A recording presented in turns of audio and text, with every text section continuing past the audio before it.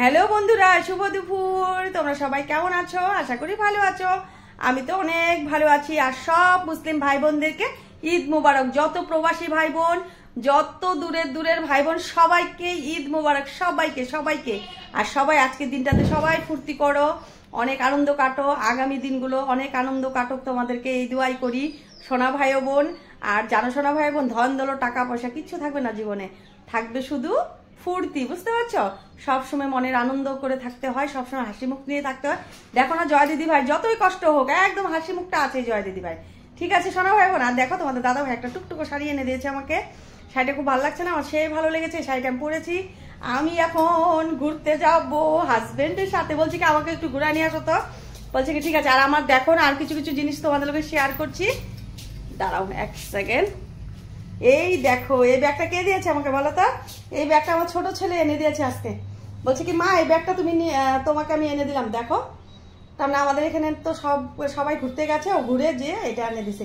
আর বড় ছেলে এনে দিয়েছে আমাকে একটা সুন্দর দেখে জুতা। জুতাটা খুব সুন্দর, কেননা পায়ের জুতা দেখাতে হয় না, তার জন্য দেখাচ্ছি না। বুঝতে পারছো?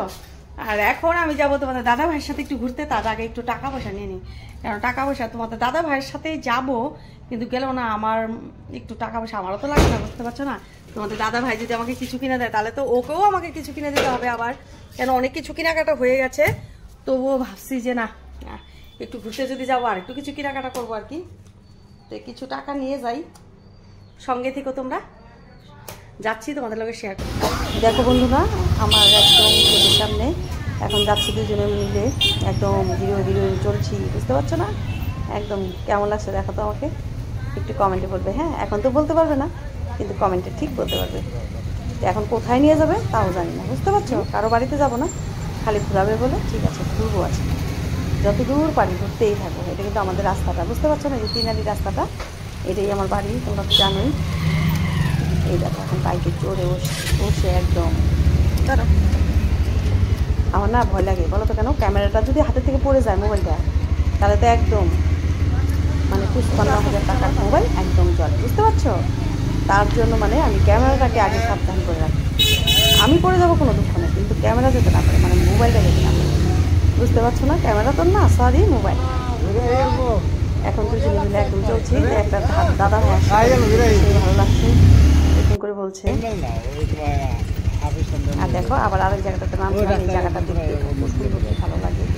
আর ব্যাগটা না পড়ে গেছিলো জানো না? ব্যাগটা পড়ে যাওয়ার জন্য না একটু উঠায় নিয়ে একদম গলার মধ্যে লাগিয়ে নিলাম, যাতে ব্যাগটা না পড়ে। ব্যাগটা পড়ে গেলে মানে সম্পত্তিটাই পড়ে যাবে। বুঝতে পারছো না? কোনো জায়গায় গেলে তো টাকাটাই সম্পত্তি না, সেই জন্য টাকাটা যাতে না পড়ে। আর দেখো জায়গাটা খুব সুন্দর না? এখানে যদি শর্ট ভিডিও বানানো যায় না, সেই ভালো লাগে। এই যে এই ওয়ালটা দেখতে পাচ্ছ না, এই ওয়ালটার এই পাশে কিন্তু আমাদের এখানে বড় তেল সুজনগর আছে, মানে কেরোসিন, ডিজেল, ন্যাপথা এগুলো সব হয় আর কি। তো এই যে দেখো আবার ব্রিজের উপর দিয়ে যাচ্ছি। দেখতে পাচ্ছ কোথায় আসলাম? আর এসে বসলাম কার মধ্যে? দেখতে পাচ্ছ? একটা ছাতির নিচে। দেখো তোমাদের দাদা ভাইকে কেমন লাগছে আজকে বলবে একটু কমেন্টে। হ্যাঁ, আর এখানে না খেলা হচ্ছে, মানে ক্রিকেট খেলা হচ্ছে আর কি। তো এখানে বসে বসে একটু দেখছি দূরে আর কি, আর একটু দূরে যাব।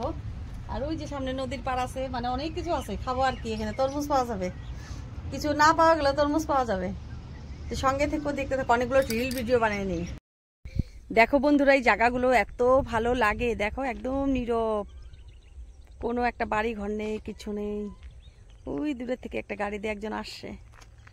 আর দেখো ছাগল গরু সবগুলো এখানে ক্ষেতের মধ্যে, দেখতে পাচ্ছ? আর আমাদের স্যার হলো এখানে বসে আছে। স্যার একটু রেস্ট করছে গাছের তলাতে। সবাইকে ঈদ মোবারক দিয়ে দাও। সবাইকে ঈদ মোবারক।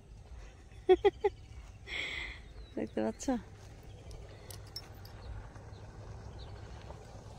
দেখাশোনা ভাই বোন ঘুরে টুরে আসলাম।